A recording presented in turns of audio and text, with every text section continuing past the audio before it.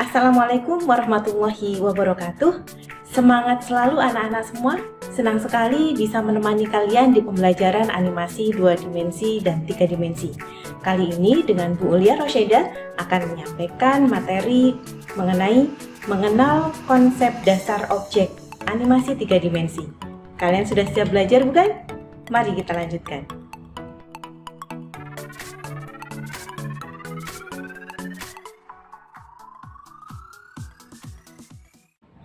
Setelah mempelajari animasi 2 dimensi, selanjutnya kita akan mengenal animasi 3 dimensi. Animasi 3 dimensi adalah animasi yang berwujud 3 dimensi. Meskipun bukan dalam wujud 3 dimensi yang sebenarnya, yaitu sebuah objek 3 dimensi yang dapat kamu sentuh dan rasakan wujud fisiknya, namun di animasi 3 dimensi yang akan kita pelajari ada dalam layar kaca 2 dimensi, yaitu media layar TV, bioskop, komputer, proyektor, dan lain sebagainya. Nah, tidak seperti animasi 2 dimensi yang hanya memiliki dimensi panjang yaitu X dan lebar yaitu Y. Nah, selain memiliki kedua dimensi tersebut, animasi 3 dimensi juga memiliki dimensi kedalaman yaitu aksis Z. Animasi 2 dimensi bersifat datar, sedangkan animasi 3 dimensi memiliki kedalaman atau volume atau bentuk gitu ya. Animasi 3 dimensi dapat didefinisikan sebagai animasi yang dapat dilihat dari berbagai sudut pandang. Tahap animasi 3 dimensi secara keseluruhan dikerjakan dengan media komputer, mulai dari tahap modeling, texturing, lighting, sampai rendering. Keunggulan utama dari animasi 3 dimensi adalah visualisasi objek yang tampak lebih nyata dan mendekati bentuk aslinya. Keunggulan lain adalah kemampuannya untuk membuat dan mewujudkan visualisasi adegan yang sulit yang tidak mungkin atau bahkan yang tampak mustahil. Perkembangan teknologi dan komputer membuat teknik pembuatan animasi 3 dimensi semakin berkembang pesat. Animasi 3 dimensi adalah perkembangan dari animasi 2 dimensi. Nih, contoh film yang menggunakan konsep animasi 3 dimensi diantaranya adalah Bugs Life, Ants, Dinosaurus, Final Fantasy, Toy Story 2, Monster Inc., Finding Nemo, The Incredibles, Shark Tale, Cars, dan lain sebagainya. Kalian sudah nonton yang mana? Nah, kesemuanya itu biasa juga disebut dengan animasi 3 dimensi atau CGI, Computer Generated Imagery. Mari kita akan mengenal animasi 3 dimensi. Animasi 3 dimensi itu dapat ditemukan dalam film animasi atau kartun yang saat ini banyak diproduksi oleh perusahaan besar seperti Disney, Pixar gitu ya. Nah, membahas tentang pengertian animasi 3 dimensi, animasi 3 dimensi itu adalah pengembangan dari animasi 2 dimensi. Dengan animasi 3 dimensi, karakter yang diperlihatkan semakin hidup dan nyata. Animasi 3 dimensi secara keseluruhan dikerjakan menggunakan bantuan komputer. Animasi 3 dimensi merupakan penciptaan gambar bergerak dalam ruang digital 3 dimensi. Hal ini dilakukan dengan membuat frame yang berkesinambungan masing-masing gambar, kemudian difilmkan dengan kamera virtual dan outputnya berupa video yang sudah direndering atau real time. Konsep animasi 3 dimensi sendiri adalah sebuah model yang memiliki bentuk, volume, dan ruang. Animasi 3 dimensi merupakan jantung dari game dan virtual reality lainnya. Tetapi biasanya animasi 3 dimensi juga digunakan dalam presentasi grafis untuk menambah efek visual atau film gitu ya. Nah, selanjutnya kita akan belajar tentang konsep objek 3 dimensi. Objek 3 dimensi mempunyai bentuk, volume, dan ruang, sehingga objek ini memiliki koordinat apa? Iya, benar, X, Y, dan Z. Jika pada animasi 2 dimensi, objek hanya dapat digerakkan ke dua arah, yaitu ke kanan dan ke kiri serta ke atas dan ke bawah. Tetapi berbeda dengan animasi 3 dimensi. Pada animasi 3 dimensi, objek dapat digerakkan ke 3 arah, yaitu ke kanan, ke kiri, atas bawah, serta depan atau belakang. Dan itu koordinat atau aksesnya adalah X, Y, dan Z. Pada umumnya, objek 3 dimensi memiliki subobjek berupa elemen-elemen pembentuk objek tersebut yang berupa vertex, edge, dan face. Vertex mempunyai titik yang terletak pada koordinat X, Y, Z. Kemudian, penggabungan dari dua vertex akan menjadi edge atau rusuk kalau dalam sebuah bangun geometri ya. Kemudian, 3 vertex dan edge yang terbentuk dalam bidang permukaan berupa kurva tertutup itu akan menghasilkan face. Kumpulan vertex, edge, dan face itu akan menjadi sebuah objek utuh yang disebut dengan mesh. Sebenarnya anak-anakku sekalian sudah paham semuanya. Baik, akan kita lanjutkan. Jadi anak-anakku sekalian, apakah kalian sudah paham tentang perbedaan antara animasi 2 dimensi dengan animasi 3 dimensi? Untuk bisa memudahkan perbedaan dari keduanya, mari kita simak tabel berikut ini. Di sini ada jenis animasi, yaitu animasi 2 dimensi dan animasi 3 dimensi gitu ya. Kita akan lihat bagaimana tentang definisi dari keduanya. Coba kita lihat tentang definisinya, yaitu adalah merupakan objek dengan hanya 2 dimensi, yaitu panjang dan tinggi. Sedangkan untuk animasi 3 dimensi itu adalah merupakan objek dengan 3 dimensi, yaitu panjang, lebar, dan tinggi.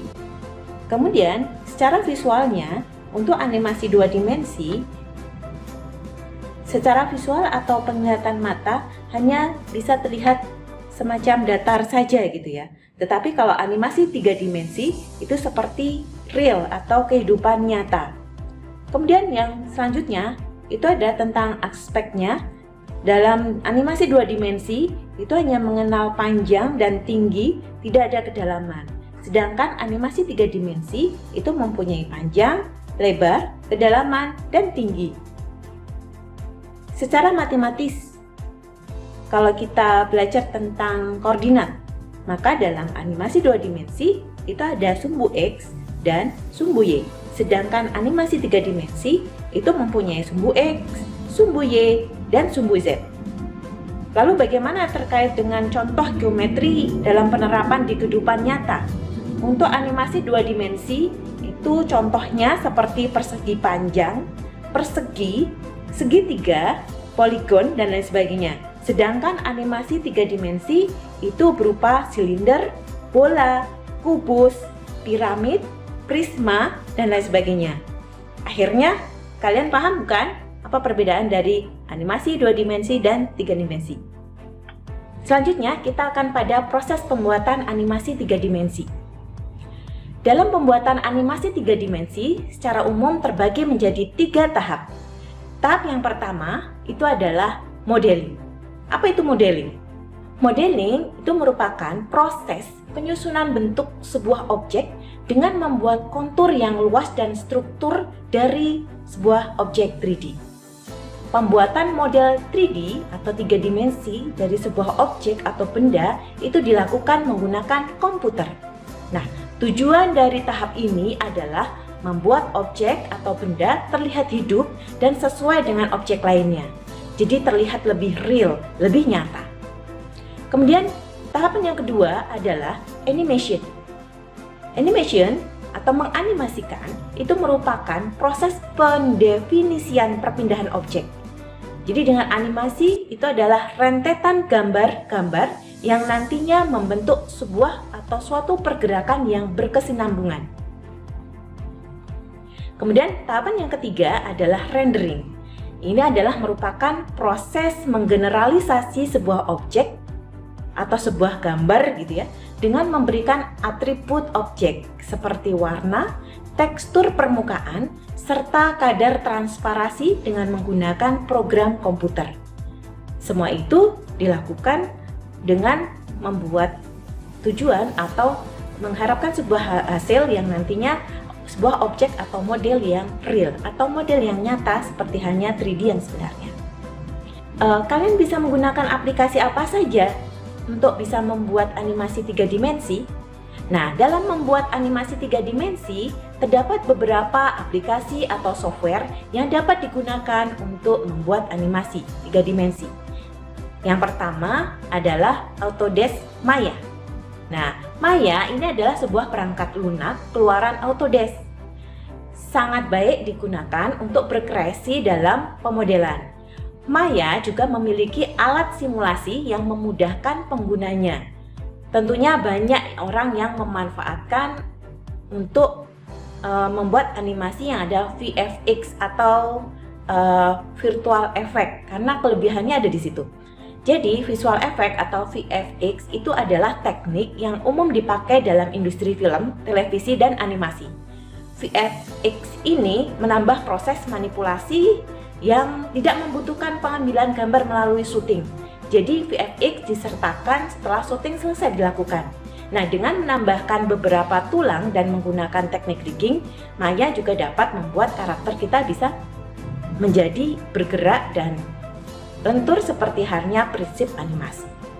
Kemudian yang kedua itu adalah Autodesk 3ds Max. Secara harfiah sebenarnya 3ds Max itu adalah perkembangan dari Autodesk Maya.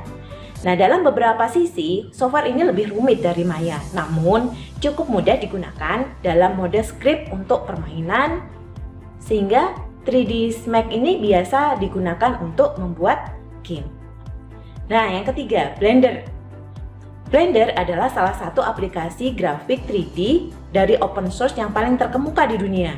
Nah, Blender adalah suatu perangkat lunak yang memungkinkan pembuatan banyak konten 2 dimensi atau 3 dimensi, mulai dari modeling, texturing, lighting, animation, dan video post-processing. Yang keempat adalah aplikasi atau software yang bernama Cinema 4D. Aplikasi Cinema 4D itu adalah software yang dianjurkan untuk pemula karena Cinema 4D tidak serumit 3ds Max dan Maya, serta tidak membutuhkan spesifikasi komputer yang tinggi. Namun hasil yang diperoleh tetap sama baiknya seperti halnya software 3D lainnya. Yang kelima nih, ada Poser. Itu adalah perangkat lunak 3D yang digunakan hanya untuk modeling karakter manusia. Hasil yang ditampilkan sangat bagus dan lebih realistis dari yang lainnya. Poser juga sangat mudah untuk digunakan. Yang keenam, itu adalah aplikasi namanya ZBrush. ZBrush merupakan software yang hanya digunakan untuk modeling 3D, texturing, dan pahat, sculpting. Jadi dia punya kemampuan lebih pada hal sculpting atau membuat pahatan, memahat bentuk gitu.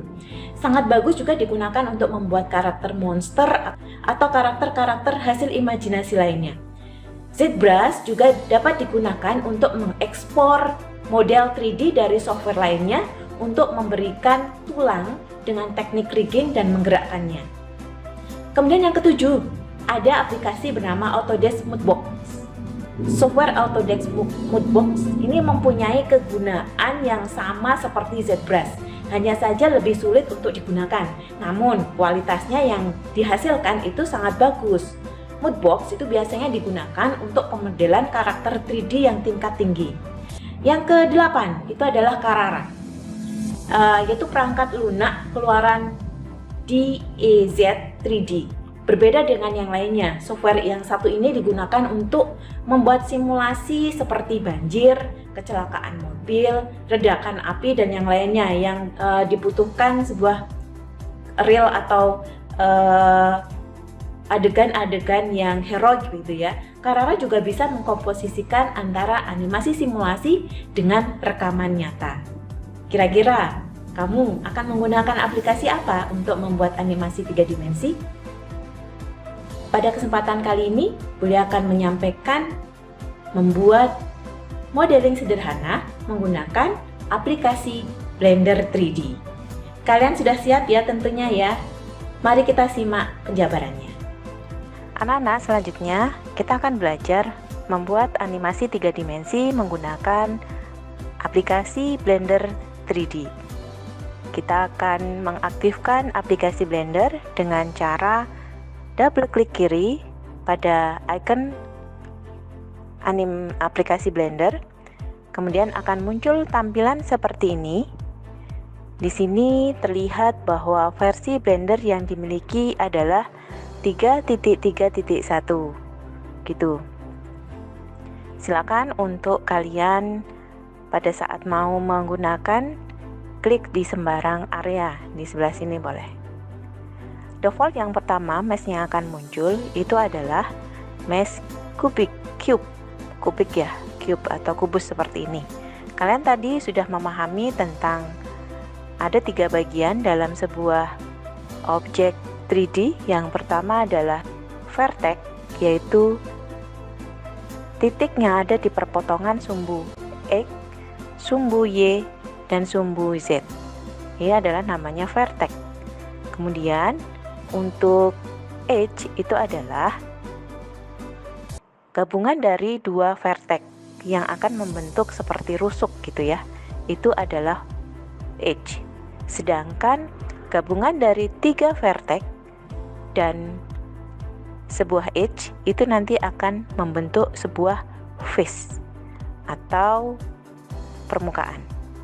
Dan gabungan dari vertex, face, dan edge itu akan membentuk satu buah mesh atau bentuk objek 3 dimensi.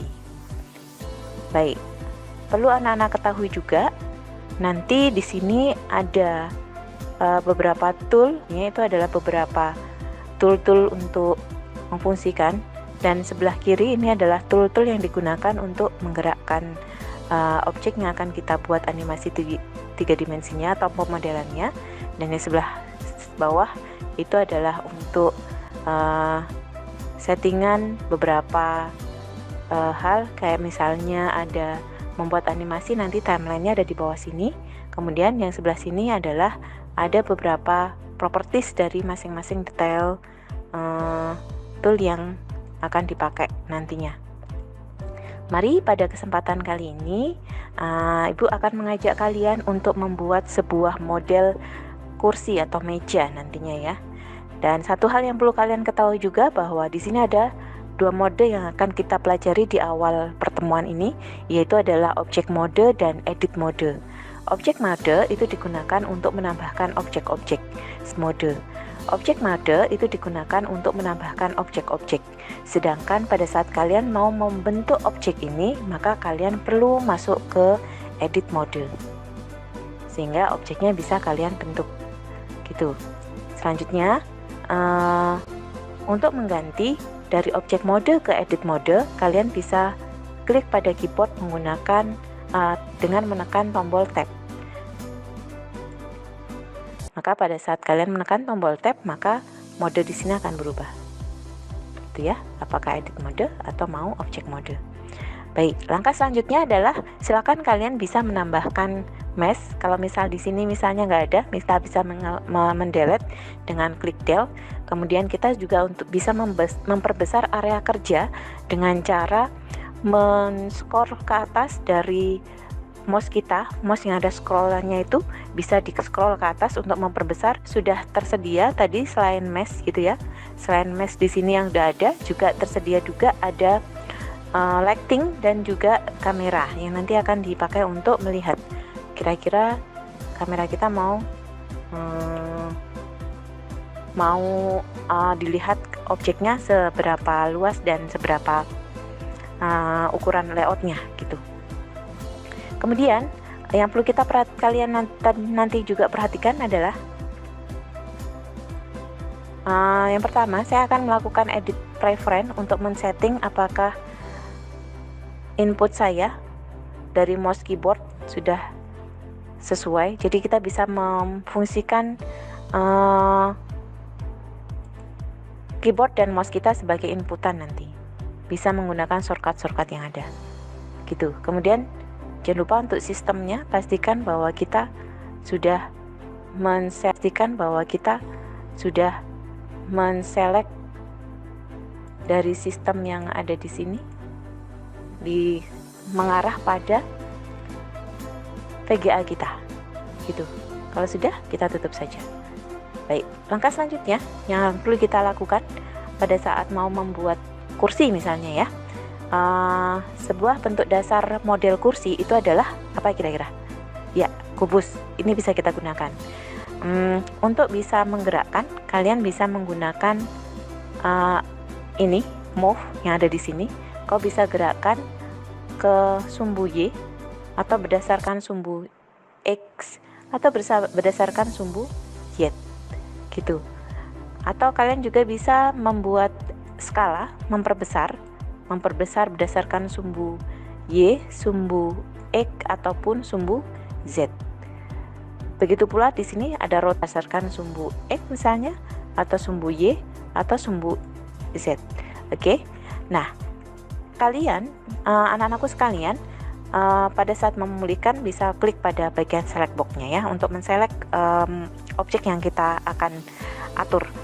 Untuk membuat tadi pergerakan dengan grab atau move, atau mengrotate dan mengscale, itu bisa menggunakan keyboard kita untuk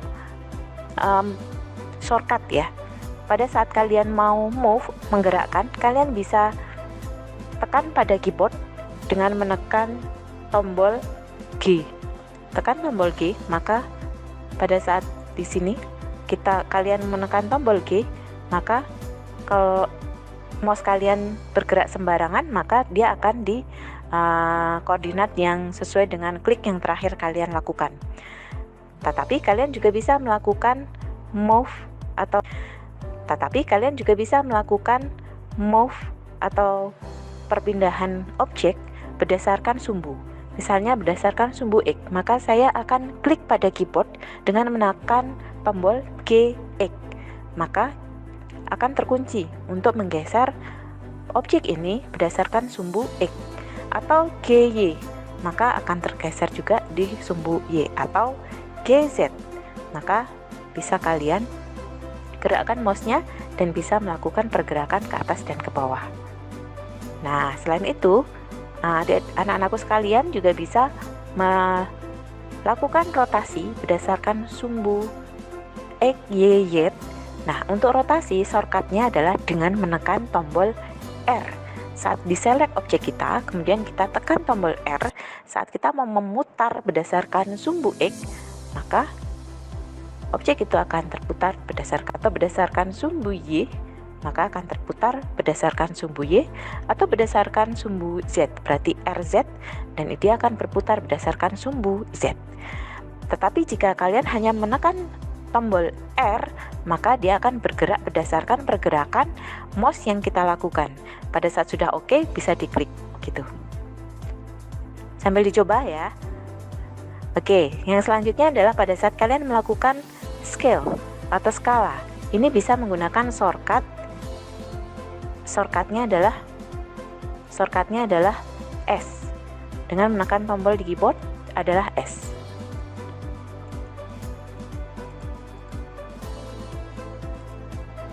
Tadi kita tekan S, maka pada saat hanya ditekan S saja, objek ini akan bergerak berdasarkan mouse yang kita gerakkan.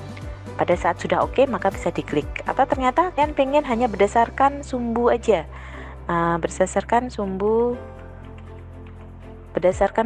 Y misalnya, maka bisa di SY, maka dia hanya akan memperbesar berdasarkan sumbu Y saja. Atau berdasarkan sumbu X, maka akan berdasarkan sumbu X. Atau sumbu Z, maka akan memperbesar atau memperkecil berdasarkan sumbu Z. Jadi untuk skala itu untuk fungsinya adalah digunakan untuk memperbesar atau memperkecil objek. Oke, kita akan mulai dari yang pertama. Misalnya saya del aja ya tadi, del dengan cara menekan tombol delete gitu.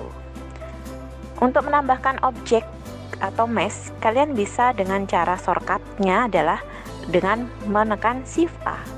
Maka akan muncul mesh yang ada di sini dan kalian bisa memilih model apa yang akan dipakai. Misalnya adalah memilih model cube gitu misalnya. Kalian bisa pilih cube di situ. Kemudian langkah selanjutnya, silakan untuk membuat sebuah kursi, berarti untuk sebuah dudukannya perlu ada, dia lebih tipis gitu ya. Untuk menipiskan bisa menggunakan SY. Kemudian kalian coba tipiskan. Nah, kalau misal kurang tipis, bisa di SJ lagi berdasarkan kebutuhan yang diinginkan. Oke, selanjutnya kita akan mengedit objek ini. Nanti dia jadi punya kaki. Oh ya, untuk bisa menggerakkan ke atas dan bawah seperti ini, kalian bisa dengan memencet pada scroll bagian mouse, kemudian digeser saja, ditekan mouse tengahnya, kemudian geser mouse-nya. Atau kalian bisa berdasarkan sumbu ini dengan memfungsikan aksis yang ada di bagian sebelah kanan.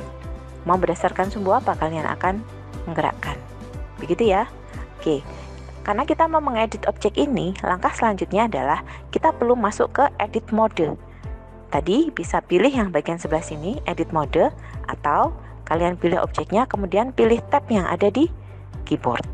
Langkah selanjutnya adalah, nah ini yang perlu kalian ketahui juga, di sini ada 3 tombol yang nanti akan mendeteksi apakah kalian sekarang sedang aktif di bagian vertex, atau sedang aktif di bagian edge, ataukah sedang aktif di bagian face.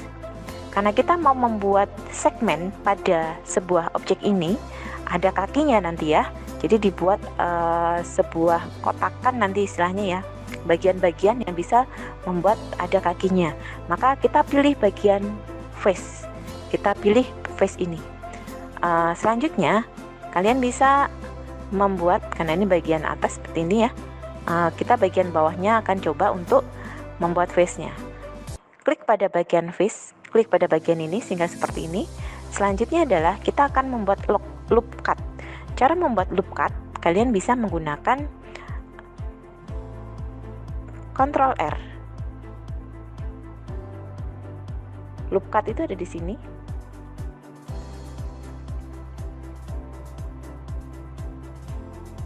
Ya, kalian bisa menggunakan Ctrl R, CTRL-R gitu ya, sampai ada tanda kuning seperti itu.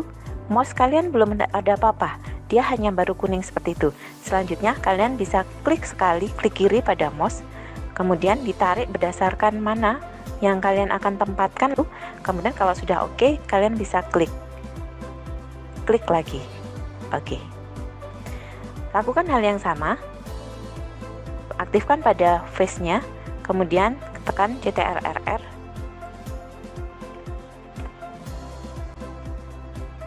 Kemudian cari sampai ada tanda kuning. Selanjutnya diklik di situ. Kemudian tarik pada bagian sebelah sini. Klik. Oke. Kemudian lakukan hal yang serupa. Sama. Di face bagian sini. Kemudian Ctrl R.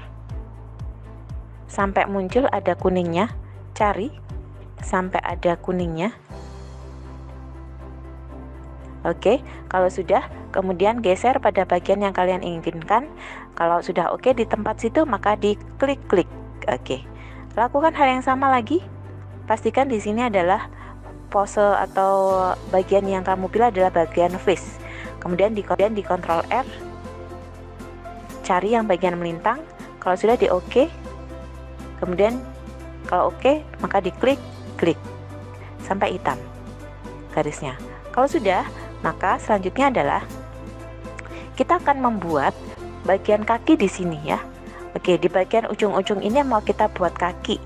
Nah, caranya adalah pilih bagian face, kemudian klik pada bagian sini, face yang sebelah sini, gitu ya.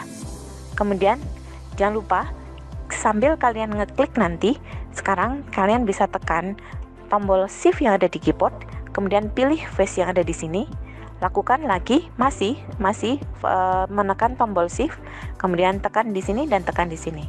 Kalau sudah, bisa dilepas shift-nya dan kita bisa buat posisi seperti ini biar melihat kira-kira ketinggian kursinya nanti seberapa. Oke, kalau sudah, ini masih aktif seperti ini ya, biarkan saja, jangan diklik mouse kalian. Selanjutnya adalah kalian silahkan di keyboardnya tekan tombol E, extrude, untuk memanjangkan dari bagian pojokan ini. Tekan E di keyboard, kemudian tarik mouse-nya ke bawah. Mouse-nya jangan diklik, tapi hanya ditarik saja. ditarik, kemudian kalau sudah sesuai panjang kursinya sampai situ, dilakukan klik kiri pada mouse sekali, kemudian klik lagi. Oke, kalian sudah mendapatkan sebuah objek yang kotak, kemudian ada kakinya 4 seperti itu ya. Nah, kalian bisa melakukan hal yang sama untuk membuat sandaran kursi yang ada di sini. Kalian bisa lakukan dengan cara klik pada bagian sisi sebelah sini, pastikan di sini face ya yang muncul. Kemudian shift pada bagian sini, tekan shift.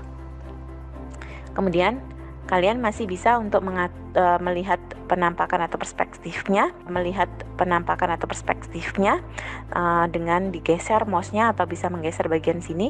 Kalau sudah, kalian bisa tekan tombol E di keyboard, kemudian ditarik ke atas gitu. Lakukan sesuai dengan keinginan bentuk yang mau kalian lakukan. Oke, kalau sudah, misalnya saya seperti ini, terus tapi saya mau menarik garis lagi, ya bisa berarti. Kenapa dilakukan seperti ini? Agar panjangnya sama, jadi harus dilakukan dua-duanya gini.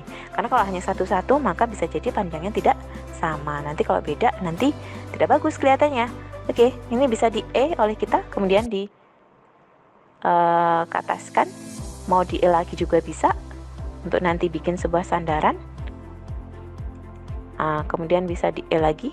Nah, nanti selanjutnya kalau misal di sini ternyata mau dibuat semacam ada sebuah sandaran di sini, bisa dilakukan. Nah, ini bisa juga di E lagi, sebelah sini bisa dilakukan extrude lagi. Oke. Misalnya di sebelah sini di extrude lagi ke sini. Nah, kursinya sudah jadi ya. Untuk model sebuah kursi sudah jadi seperti ini. Nah, nanti bisa dilakukan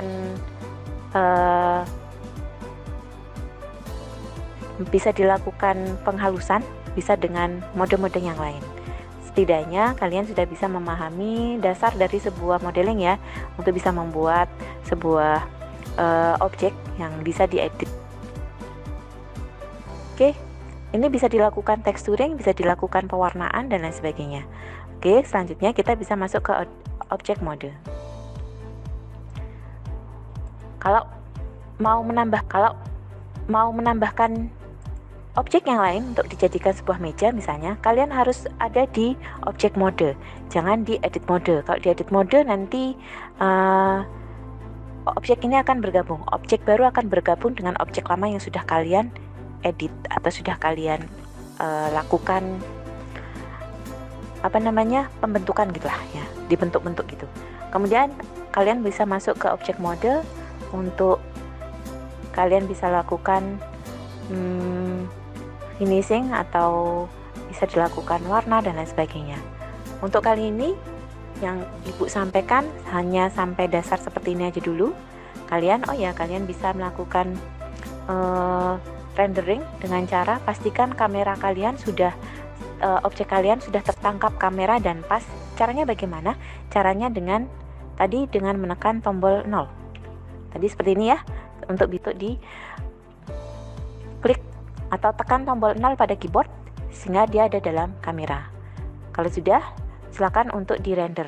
Caranya merender, kalian bisa pilih pada render properties, atau bisa juga di render sini juga bisa render image, dan kalian bisa merender seperti ini hasilnya, bentuknya. Oke, itu baru dasar-dasar ya, dan masih banyak hal yang bisa kalian lakukan menggunakan Blender.